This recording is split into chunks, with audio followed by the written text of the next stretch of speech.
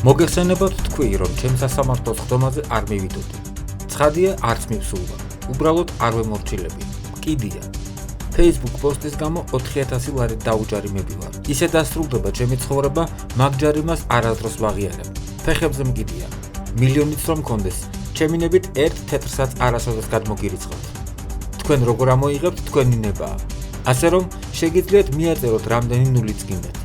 ჩემი ანგარიშიც ფეხებზე მკიდია და საერთოდაც, რაც გინდათ, ის გიქნიათ.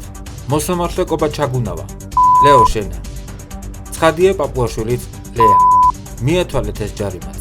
და საერთოდაც, რა მოსატანია თქვენი ჯარიმები? თავისუფლება ნინო დათაშვილს. წერს ვახოსანაია სოციალურ ქსელში.